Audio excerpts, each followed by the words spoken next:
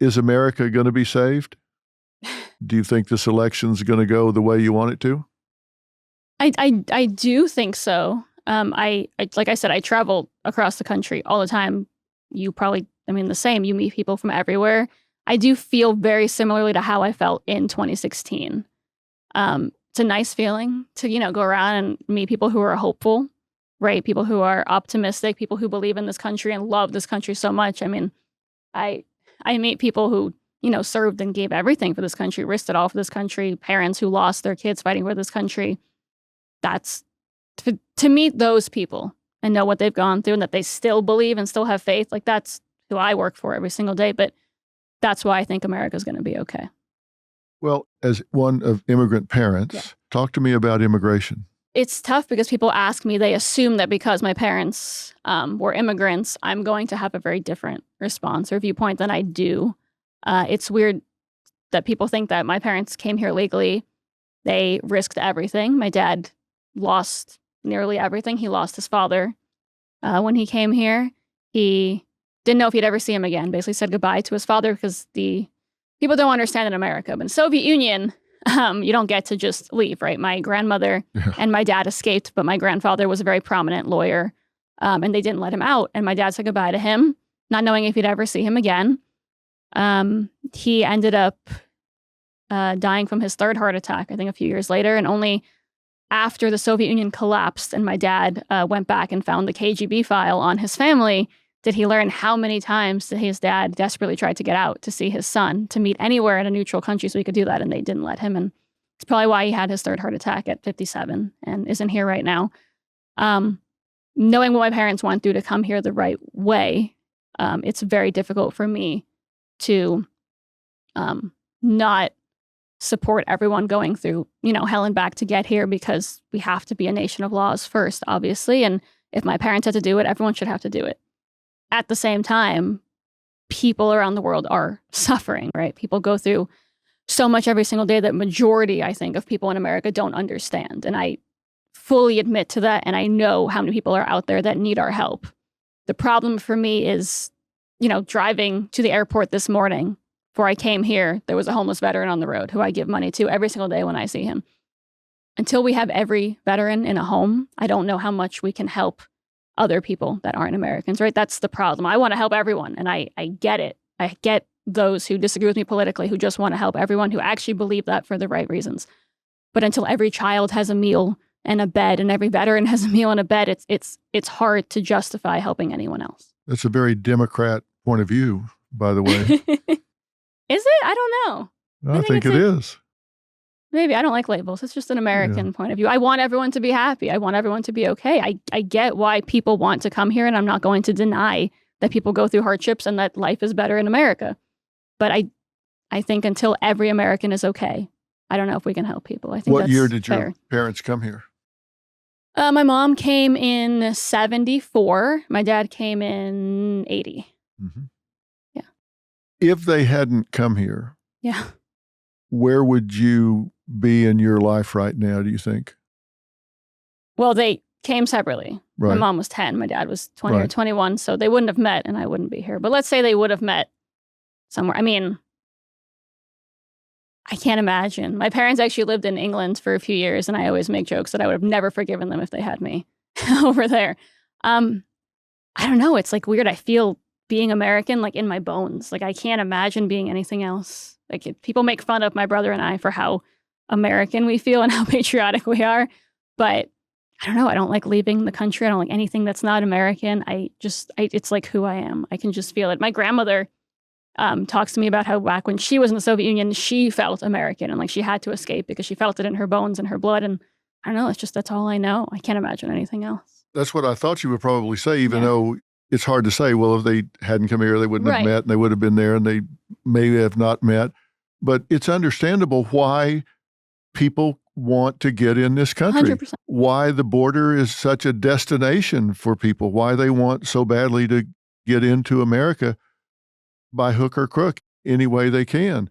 It kills me to hear people apologize for America, to apologize for us being successful, to apologize for policies. This isn't a perfect country. Absolutely not. I wrote a book entitled "We've Got Issues." We do have it. We've got huge issues. We need to work on them. But I still think this is a great country, flaws, fallacies, and all. It's a great country. And if you got a hill to climb, I'd rather climb it here than somewhere else. I mean, whether you start out on third base, dugout, or dumpster, I'd rather start here than any other country. And there are some great countries in the world. I'm not saying this is the only place in the world. I wouldn't even say that. Well, there are. I mean, Sweden's got some great things going for them. And there are places that have, great healthcare systems. There are places that have, a lot of good things. But if I've got to dig myself out, I'd rather dig it out in America than somewhere else. There's no question about it. And I get why so many people around this world are trying to get to America. I'm a big proponent of immigration. I just think that it needs to be controlled. Yeah. And I think of America as my home the same way I think about the house I live in. That's my home. And I wouldn't let people in my front door if I didn't know who they were. Right. And I think of America as my home. I wouldn't let people in that door if I don't know who they are. Or even if you do, but your son in the house needs you more right now. Yeah, that's right. Yeah. I think a big part of the problem with illegal immigration, I think we have to own some of that problem. We have a broken immigration system. When it takes 7 years to get a hearing, you got a broken immigration system. We need to make it faster for people to get an opportunity to get a hearing. And they're talking about 86,000 new IRS agents. How about let's not do that? How about let's have 86,000 new immigration agents that can process these cases and decide who should get in and who shouldn't get in? Yeah. That would make more sense to me than somebody chasing me around from the IRS. Right. Or agents at the border, making sure that only the best can come here and not those that want to harm Americans, of course. Exactly. And I've been to the border. I've met with those agents down there. They are some of the hardest working, most dedicated, loyal Americans in the country. And the media talks about it like, the state of Texas is squaring off with the feds down there in the park. They're down there sharing lunch. They're not fighting each other down there. They're down there working together trying to figure this out. Right. Well, someone has to, right? Someone has to figure it out or otherwise everyone suffers. And they do. They work together. They're figuring out. But I understand why people want to come here, and we need them to come here. I mean, we have a birth rate of 1.6. We need 2.1 at least to sustain our infrastructure. We need immigrants in this country, but they need to register, and they need to be paying taxes, and they need to be contributing in every way. And a lot of them do.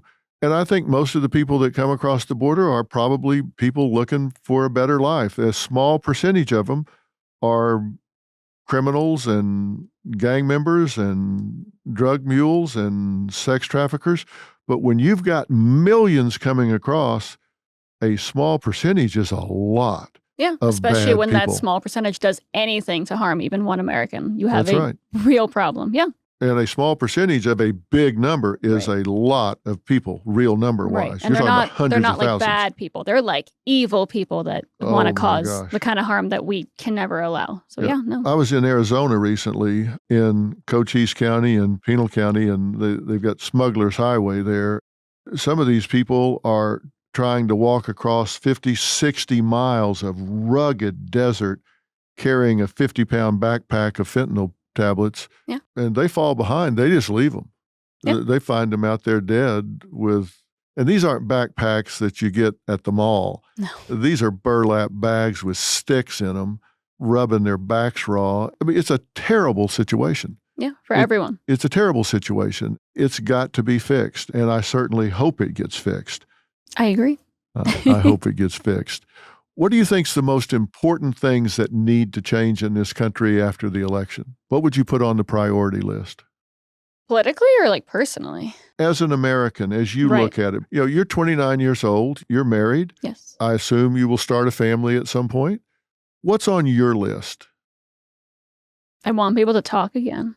It's that simple. I am so sick of the division over weird labels that don't mean anything. Like you said, this is a little Republican, that's a little Democratic. These are made up words that don't matter, right? And I think the amount of division, how much people hate each other, what I've seen these last 8 years, the messages, like I said, that I get, this just doesn't need to happen. This is what's breaking our country. We're going to break from within before we're going to break from an outside enemy. That's the real problem. And I'm genuinely scared of what happens after the election, regardless of who wins. I think Donald Trump is going to win. I think the response, no matter who wins, I don't think we're going to go in a good direction. People are going to get very angry and hate their neighbor who voted the other way more than they do already.